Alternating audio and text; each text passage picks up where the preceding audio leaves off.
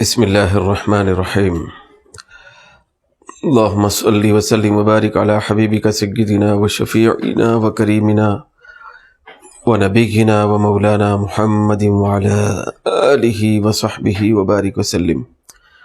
معزز دوستو، مکرم رفیقو، محترم سامعین و ناظرین، السلام علیکم ورحمۃ اللہ وبرکاتہ۔ دوستو، آج کلاس نمبر 89 میں آپ سب کا خیر مقدم ہے۔ بھئی اب تک کے جتنے کلاسز ہوئے اور جتنے دروس ہوئے ان کی تعداد تقریباً 88 ہے۔ پھر آج جو کلاس ہم پڑھنے جا رہے ہیں یہ کلاس نمبر 89 ہے۔ دوستو، جیسا کہ آپ جانتے ہیں کہ پچھلے کئی دروس سے ہم لوگ بھئی ایک بہت بڑی قیمتی انتہائی اہم ترین قسم کی اقسام پڑھنے اور سننے کی سعادت حاصل کر رہے ہیں۔ بہت بڑی قسم اور اہمیت والی قسم کا سے مراد یہ ہے کہ ہم سب اسماء مبنیات، یعنی اس میں غیر متمکن جو ہوتی ہے قسم، تو اس میں غیر متمکن کی یعنی اسماء مبنیات کی قسموں کو ہم پڑھ رہے ہیں۔ دوستو، اس میں سے ہم کچھ قسمیں اس سے پہلے پڑھ چکے ہیں۔ سب سے پہلے اسماء ضمائر، پھر اس کے بعد تذکرہ ہوا تھا اسماء اشارات کا، اس کے بعد اسماء موصولات بھی ہمارے زیر بحث آئے۔ پھر اسی طریقے سے دوستو اسماء اصوات ہے، وہ بھی گزر چکا ہے، اور اس کے بعد اسماء افعال کا بھی ذکر کلاس کے اندر، پچھلی کلاس کے اندر آیا تھا۔ دوستو، آج ایک نئی قسم کے ساتھ آپ کے سامنے میں حاضر ہوں۔ چلیے ہم چلتے ہیں سب سے پہلے بورڈ کی طرف۔ دیکھیے یہاں پر بورڈ پہ لکھا ہوا ہے جو قسم آج ہم پڑھنے جا رہے ہیں اس کا نام یہ ہے اسماء مرکبات، یہ اس کا نام ہے۔ جیسے اسماء افعال تھے، اسماء اصوات تھے، پھر اسماء موصولات تھے، اسماء اشارات تھے، اسی طریقے سے اسماء مبنیات کی قسموں میں سے ایک قسم کا نام ہے اسماء مرکبات۔ یہ جو اسماء مرکبات، یہ جو قسم کا نام یہاں آپ دیکھ رہے ہیں، یہ اس کے اندر پائے جانے والے مختلف مثالوں وغیرہ کو پیش نظر رکھ کر، پھر اس کے مختلف پہلوؤں کو پیش نظر رکھ کر اس طرح یہ نام یہاں پہ ذکر کیا گیا ہے بھئی اسماء مرکبات۔ لیکن جب اس کی تعریف کرنے کی بات آتی ہے تو لازمی بات ہے کہ تعریف واحد کے لفظ سے کی جائے گی۔ جیسے کہ دوستو یہاں اسماء مرکبات کے تحت میں جب اس کی تعریف کی جا رہی ہے تو اس کے اندر دیکھیں واحد کا لفظ استعمال کرتے ہوئے تعریف کی جا رہی ہے، اور ایسا ہی طریقہ کار ہے۔ جب ہم واحد کو سمجھ جائیں گے تو واحد کے ضمن میں جمع خود بخود جو ہے نا سمجھ میں آ جائے گا، اور تثنیہ بھی سمجھ میں آ جائے گا۔ تو دوستو یہ دیکھیے تعریف کے اندر یہ جو یہاں پہ لکھے گئے الفاظ ہیں، ملاحظہ فرمائیں۔ ایسا اسم یعنی اسماء مرکبات کن کو کہا جاتا ہے؟ وہ اس میں مرکب کیا رہے، واحد اگر کہیں تو اس میں مرکب کہا جائے گا، بلا کے بہت سارے اس کے پہلوؤں کو اور جہتوں کو اگر پیش نظر رکھ کے بولا جائے تو اس کو اسماء مرکبات کہا جائے گا۔ تو دوستو یہاں دیکھیں ایسا اسم جو ایسے دو کلموں سے مرکب ہو جن کے درمیان کوئی نسبت نہ ہو۔ تو اس قسم کے اندر جو ہم کو اہم ترین بات یاد رکھنا ہے وہ یہ ہے کہ یہ جو اسماء مرکبات ہوتے ہیں جس کی تعریف کے اندر واحد کا لفظ استعمال کرتے ہوئے اس طرح بولا گیا ایسا اسم، ایسے اسماء نہیں بولا گیا، کیونکہ اسی حساب سے تعریف کی جائے گی، بعد میں خود بخود اسماء مرکبات سمجھ میں آ جائیں گے جمع کے حساب سے۔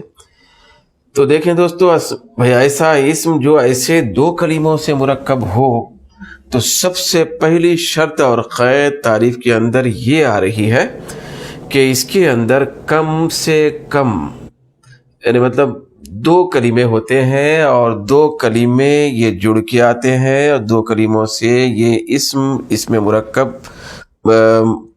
ترکیب والا ہوتا ہے، جڑا ہوا ہوتا ہے۔ تو اس کے اندر دو کلمے ہوتے ہیں، جیسے کہ اس بات سے واضح ہو گیا کہ ایسا اسم جو ایسے دو کلموں سے مرکب ہو جن کے درمیان کوئی نسبت نہ ہو۔ دوستو، مجھے جہاں تک غالباً یاد پڑتا ہے کہ ہم لوگوں نے مرکب کے سلسلے میں تفصیلات کلاس نمبر 34، 35 اور اس کے قریب والی جو کلاسز تھے اس کے اندر ہم پڑھ چکے ہیں۔ غالباً ہو سکتا ہے کہ مجھ سے سہو ہو رہا ہو، غالباً کلاس نمبر 34، 35 وغیرہ تھی، اس کے اندر ہم لوگوں نے مرکب کے سلسلے میں سیر حاصل بحث سنی تھی اور پڑھنے کی سعادت ہم لوگ حاصل کیے تھے۔ تو دوستو، اگر ہم اس کو تھوڑا سا اگر سمجھنا اور اس کے سلسلے میں کچھ واقفیت حاصل کرنا ہے تو ہم کو پیچھے عود کر کے جانا پڑے گا کلاس نمبر 34، 35 وغیرہ کے آس پاس میں۔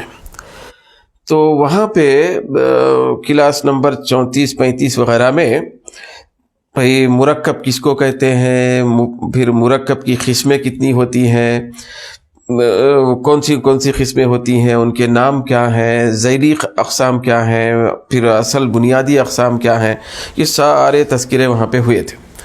تو دوستو، ہلکا سا خاکہ آج کی یہاں ہماری کلاس میں بھی یہاں ڈالا گیا ہے، وہ کلاس نمبر 34، 35 وغیرہ میں ایسا ہوا تھا، تو اس کے تفصیلات آ چکے تھے۔ یہاں پہ ایک ہلکا سا خاکہ یہاں پہ لکھا گیا ہے، دوستو دیکھیں جیسا کہ آپ ملاحظہ کر رہے ہیں۔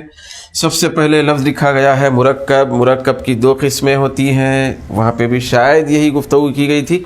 مرکب کی دو قسمیں ہوتی ہیں، یعنی مطلب یہ ہے کہ دو الفاظ جب عربی زبان کے اندر مل کے آتے ہیں تو اس کے دو پہلو ہوتے ہیں۔ پہلا یہ ہے کہ ایک قسم کو مرکب کی مفید کہا جاتا ہے اور دوسری قسم کو غیر مفید کہا جاتا ہے۔ یعنی مرکب کی دو قسمیں ہوتی ہیں، مرکب مفید، مرکب غیر مفید۔ مرکب مفید کس کو کہتے ہیں، مرکب غیر مفید کس کو کہتے ہیں، اس کے تفصیلات وہاں پہ عرض کیے گئے تھے۔ مرکب مفید کے تحت میں اب مزید کوئی قسم نہیں لکھی گئی ہیں یہاں پہ، کیونکہ ہماری جو آج کی گفتگو ہے اسماء مرکبات کے تحت میں، اس کے ضمن میں، تو اس کا تعلق مرکب کی کون سی قسم سے ہے اس کو بتایا جا رہا ہے۔ تو دوستو، مرکب کی دو قسمیں ہوتے ہیں بنیادی، ایک ہے مفید، دوسرا ہے غیر مفید۔ غیر مفید کی پھر دو قسمیں ہوتی ہیں، مرکب تقییدی، مرکب غیر تقییدی۔ یہی نام عنوان جیسا کہ مجھے یاد پڑتا ہے کہ اس کلاس میں گزر چکے تھے۔ مرکب تقییدی، مرکب غیر تقییدی، یہ مرکب غیر مفید کی دو قسمیں ہیں۔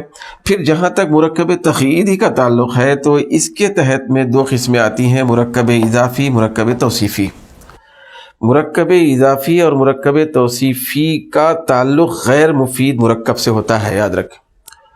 جہاں تک مرکب مفید کا تعلق ہے، جس کے اندر بات پوری ہوتی ہے اور سننے والے کو تشفی ہو جاتی ہے، اس کو وہاں پہ تفصیل سے عرض کیا گیا تھا کہ اس کو مرکب مفید کہتے ہیں۔ اس کے اندر فائدہ پورا ہو جاتا ہے، فائدے کے سلسلے میں کوئی کمی کجی باقی نہیں رہتی۔ بھئی اس کے اندر جو ہے نا جملے کے جو ارکان ہیں بنیادی، مسند اور مسند الیہ، وہ پائے جاتے ہیں، وہ پائے جانے کی وجہ سے فائدہ پورا ہو جاتا ہے۔ فائدہ جب ہو جاتا ہے تو اس کو مرکب مفید کہا جاتا ہے۔ تو یہ تفصیل وہاں پہ آ چکی ہے۔ دوستو، اگر آپ مزید دوبارہ اس تفصیل کو سننا چاہتے ہوں تو ان کلاسوں کی طرف آپ رجوع ہو جائیں۔ کلاس نمبر جہاں تک ہے مجھے یاد پڑتا ہے کہ کلاس نمبر 34، 35، 36، 37 کے درمیان میں شاید اس کے اوپر گفتگو ہوئی ہے۔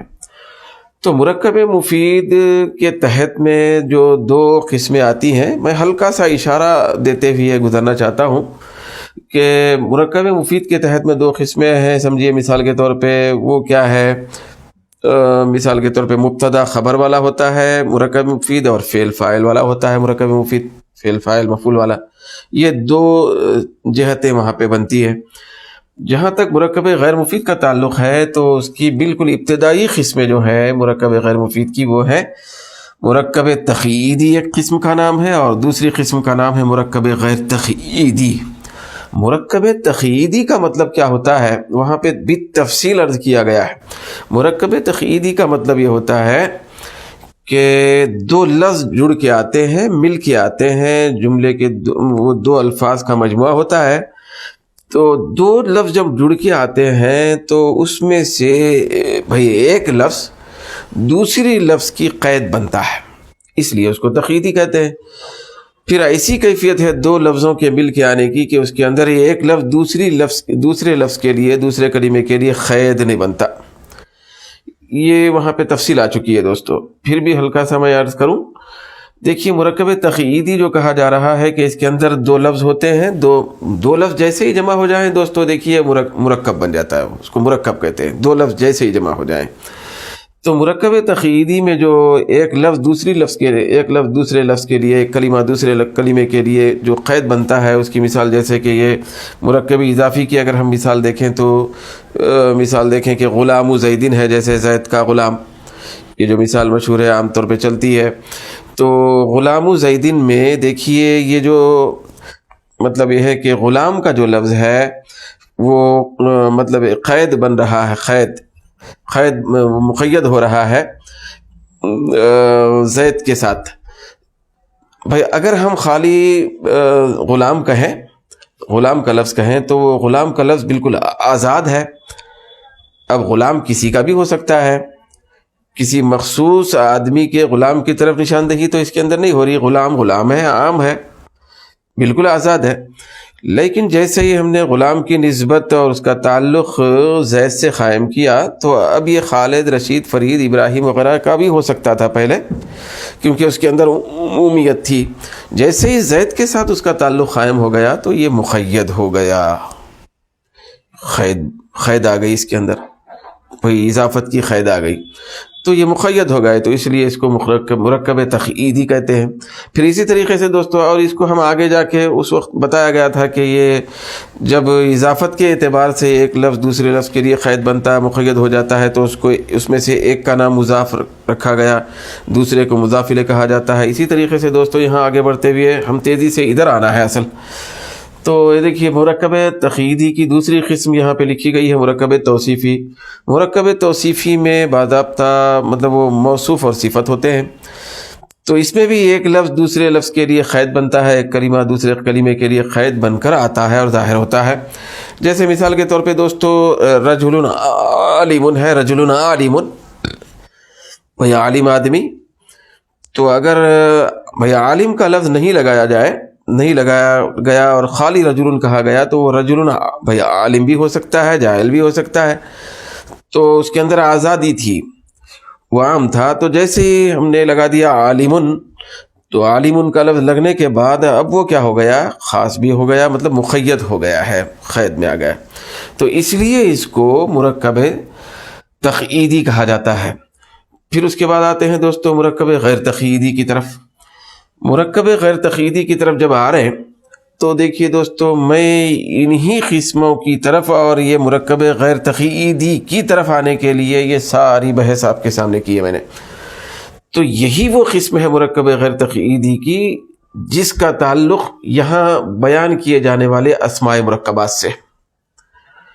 یہ یاد رکھیں دوستو کہ اسماء مرکبات کا تعلق نہ مرکب مفید سے ہے نہ مرکب تقییدی سے ہے، ان کا تعلق مرکب غیر مفید کی دوسری قسم مرکب غیر تقییدی سے ہے، جس کے اندر ایک لفظ دوسرے لفظ کے لیے قید نہیں بنتا، اس سے۔ تو اس کی تین قسمیں ہیں دوستو، مرکب غیر تقییدی کی تین قسمیں ہیں۔ پہلی قسم کا نام ہے دوستو مرکب بنائی، دوسری قسم کو کہا جاتا ہے مرکب صوتی، تیسری قسم کا نام ہے منع صرف، مرکب منع صرف۔ یہ تین قسمیں ہو گئی، مرکب بنائی، مرکب صوتی، مرکب منع صرف۔ مرکب بنائی کے تحت میں جو مثال لکھی گئی ہے اس مثال کا تعلق گنتی کے الفاظ سے ہے، بھئی عدد کے الفاظ سے ہے۔ جیسے کہ یہاں پہ ایک مثال لکھی گئی ہے 13، اس کا معنی ہوتا ہے 13۔ پھر اسی طریقے سے دوستو اس کے علاوہ 14، 15، 16، 17، 18، 19، یعنی 11 سے لے کر 19 تک کی جو عربی میں گنتی ہوتی ہے اور گنتی کے اور عدد کے جو الفاظ آتے ہیں تو ان الفاظ کا تعلق مرکب بنائی سے ہے اور انہی الفاظ کو مرکب بنائی کہا جاتا ہے۔ بھائی عربی کی 11 سے لے کر 19 تک کی جو گنتی ہے ان کو مرکب بنائی کہا جاتا ہے، مرکب بنائی۔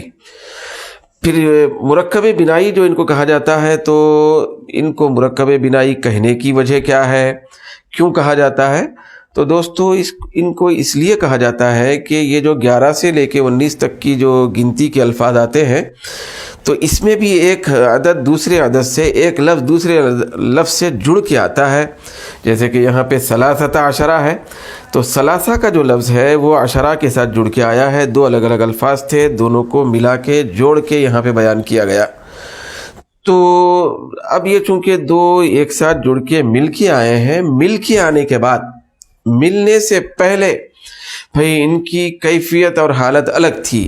ان میں سے ہر لفظ ملنے سے پہلے، مرکب ہونے سے پہلے یہ معرب تھا، جیسے ثلاثۃن معرب، پھر عشرن معرب، مبنی نہیں تھا۔ لیکن جیسے ہی ایک دوسرے کے ساتھ یہ جڑ کے آئے، 11 سے لے کے 19 تک کی عدد صرف، تو ان کے اندر مبنی کی کیفیت پیدا ہو گئی ہے علانیہ طور پر۔ بھئی ان میں سے ہر جز، ہر گنتی کا لفظ، جیسے ثلاثہ ہے پھر اس کے بعد عشرہ ہے، تو ان میں سے ہر دو لفظ جو گنتی کے ہیں یہ زبر پر مبنی ہوتے ہیں۔ بھئی ان کو زبر آتا ہے، ان کو زبر آتا ہے، تو اس لیے ان کو، کیونکہ دونوں کے دونوں جز، دونوں کے دونوں لفظ گنتی کے 11 سے لے کے 19 تک کے وہ مبنی ہوتے ہیں، سوائے 12 کے لفظ کے۔ 12 کو عربی میں احد عشرہ کے بعد اثنا عشرہ کہا جاتا ہے، تو اثنا عشرہ کا جو لفظ ہے 12 کی گنتی کے لیے، تو اس میں سے جو اثنا کا جو لفظ ہے وہ مبنی نہیں ہوتا، پھر اس کے بعد اس کے ساتھ ملا ہوا جو دو عشرہ کا لفظ ہے وہ مبنی ہوتا ہے۔ یہ پوری جو گنتی کی لڑی ہے 11 سے لے کے 19 تک، اس میں سے صرف ایک لفظ ہی معرب ہے۔ بھئی ایک لفظ معرب ہے، وہ ہے 12 کے اندر کا پہلا حصہ اثنا۔ باقی کے جتنے گنتی کے الفاظ ہیں دونوں حساب سے بھی، دو الفاظ کے حساب سے بھی، تو سب کے سب زبر پر مبنی ہوتے ہیں۔ تو اس لیے یہاں پہ مبنیت کی شدت ہے، دونوں لفظوں میں بھی مبنی پن بطور عتم پایا جاتا ہے، سوائے اثنا عشرہ یعنی 12 کی عدد کے علاوہ۔ تو اس لیے ان کا نام مرکب بنائی ہے۔ بنائی کا مطلب مبنی، مبنی رہنے والے، اتنا ہلکا سا خاکہ ہم کو ذہن میں رکھنا ہے، یعنی ان کے اندر مبنی پن ہے زیادہ۔ پھر اسی طریقے سے دوستو یہاں ہم دیکھ رہے ہیں مرکب صوتی۔ مرکب صوتی، صوت کہتے ہیں آواز کو۔ یہاں پہ ہوا یہ تھا مرکب بنائی میں دوستو کہ دونوں کے دونوں جز اور دونوں کے دونوں الفاظ وہ گنتی سے تعلق رکھتے تھے، گنتی سے۔ لیکن مرکب صوتی کے اندر، جیسا کہ آپ مثال یہاں ملاحظہ فرما رہے ہیں کہ یہاں مثال ہے یہ سیبویہ، سیبویہ ہی، یہ مثال ہے، یہ مرکب صوتی کی مثال ہے۔ تو اس کو مرکب صوتی کیوں کہا جاتا ہے؟ اور یہ بھی مرکب غیر تقییدی کی قسم ہے، درمیانی۔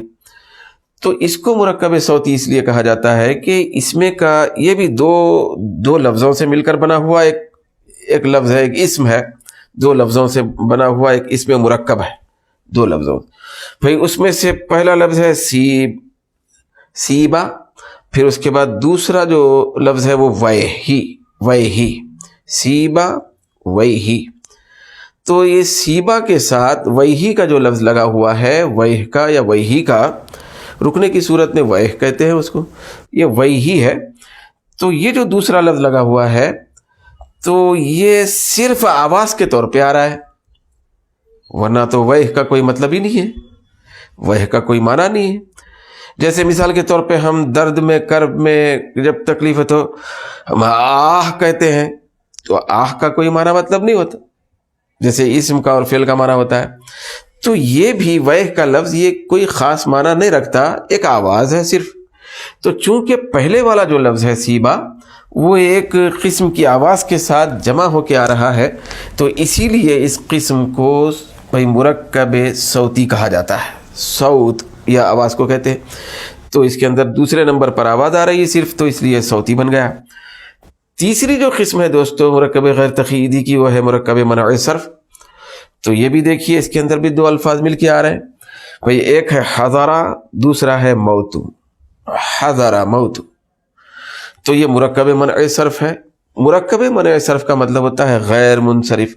غیر منصرف کا مطلب ہوتا ہے کہ ایسا اسم جس کے آخر میں تنوین نہیں آ سکتی، جس کے آخر میں زیر نہیں آ سکتا، بلکہ زیر کی جگہ پہ زبر آتا ہے، پیش اور زبر آتا ہے لیکن زیر نہیں آ سکتا۔ اس سے پہلے تفصیل سے گفتگو ہو چکی ہے۔ تو یہ حضرہ موتو ہے، تو حضرہ ایک لفظ الگ ہے، جدا گانا لفظ، پھر موتو یہ ایک الگ لفظ ہے، دونوں کو ملا کے ایک اسم بنا دیا گیا۔ تو دونوں کو ملا کے بنانے کی وجہ سے اس کو اس میں مرکب کے کھاتے میں لیا جا رہا ہے، حضرہ موتو۔ تو اس کی کیفیت اور اس کی شان یہ ہے دوستو مرکب منع صرف کی، کہ اس میں کا بھی پہلا جو جز ہوتا ہے، پہلا جو حصہ ہوتا ہے، پہلا جو لفظ ہوتا ہے، جیسے کہ حضرہ ہے، یہ زبر پر مبنی ہوتا ہے، اس کو بھی زبر آتا ہے، مگر دوسرا جو ہوتا ہے جیسے کہ موتو یہاں پہ ہے تو یہ غیر منصرف ہوتا ہے۔ غیر منصرف کا مطلب یہ ہے کہ وہ جو دوسرا حصہ ہے موتو کا، اس کے اوپر تنوین نہیں آئے گی اور زیر نہیں آئے گا، پیش اور زبر آئے گا، پیش اور زبر آ سکتا ہے، زیر کی جگہ بھی اس کو پیش زبر آتا ہے۔ تو اس طرح دوستو مرکب غیر تقییدی کی 3 قسمیں ہیں، بینائی، صوتی، منع صرف۔ یہ تینوں قسموں کے اوپر نظر ڈالنے کے بعد ہم پلٹتے ہیں اور جاتے ہیں تعریف کی طرف۔ تو دوستو یہاں دیکھیں بھائی کس کو کہتے ہیں اسم مرکب؟ بھائی اسماء مرکبات۔ بھائی ایسا اسم جو 2 ایسے کلموں سے مرکب ہو، یعنی 2 الگ الگ لفظ تھے، کلمے تھے، ان سے مرکب ہوا، جڑ گیا، جن کے درمیان کوئی نسبت نہ ہو۔ جن کے درمیان کوئی نسبت نہ ہو کا مطلب نہ اضافت کی نسبت ہو، نہ موصوف صفت کے حساب کی نسبت ہو، نہ مرکب مفید کی نسبت اسناد کی۔ تو دونوں کے درمیان کسی قسم کی کوئی نسبت نہ ہو، اندرونی کوئی تعلق نہ ہو باضابطہ، بلکہ بس دونوں لفظوں کو ملا کے اکٹھا کر دیا گیا اور اکٹھا کر کے اس کو ایک کلمے کی شکل دی گئی، بھئی ایک کلمے کے طور پر اس کو سمجھا گیا۔ تو ایسا جو مرکب ہوتا ہے، جیسے مثال کے طور پہ دوستو اگر یہ دیکھیے مرکب اضافی کے تحت میں اگر ہم یہاں لکھیں مثال یہ ہے کتابو، اس کے بعد دیکھیے خالدین، تو خالد کی کتاب کو خالد کو کتاب سے جوڑ کے اکٹھا کر دیا گیا، مرکب بن گیا۔ مگر یہ ایسا مرکب ہے کہ اس کے درمیان میں نسبت ہے، تعلق ہے، تعلق کا پہلو ہے، وہ ظاہر ہو رہا ہے۔ تعلق کیا ہے؟ خالد کی کتاب، مطلب یہ ہے کہ کتاب کس کی ہے؟ خالد کی۔ کیا ہے خالد کی؟ کیا ہے؟ کتاب۔ تو اس طرح دونوں کے مابین تعلق ہے، تو اس طرح نسبت کا تعلق کہا جاتا ہے، نسبت کہا جاتا ہے، اس کو تعلق کہا جاتا ہے۔ تو ایسی کوئی نسبت جب 2 جوڑے ہوئے لفظوں کے درمیان میں نہ پائی جائے تو اس کو کہتے ہیں اسم مرکب۔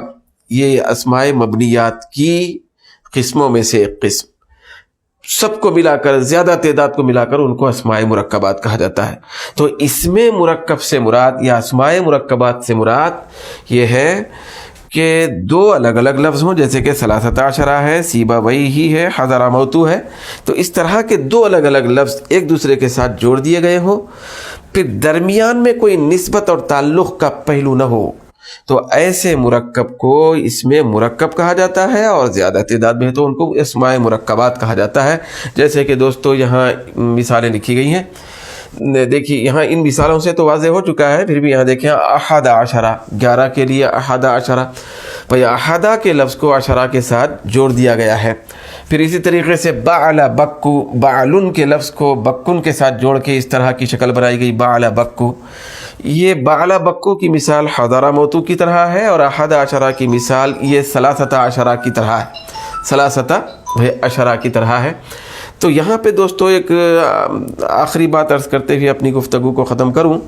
یہ دیکھیے مرکب منع صرف میں اور مرکب بنائی میں فرق ہوتا ہے، مرکب صوتی اور منع صرف اور مرکب بنائی کے درمیان میں مابین فرق ہوتا ہے۔ وہ یہ ہے کہ مرکب بنائی میں جو 11 سے لے کے 19 تک کے عدد پر مشتمل ہوتی ہے، تو وہ بھی ایک لفظ کو دوسرے لفظ سے جوڑا جاتا ہے، لیکن اس کے درمیان میں ایک حرف کو پوشیدہ مانا جاتا ہے۔ یہ اصل میں تھا دوستو 13 3 اور 10 یہ مل گئے تو 13 ہو گئے تھے۔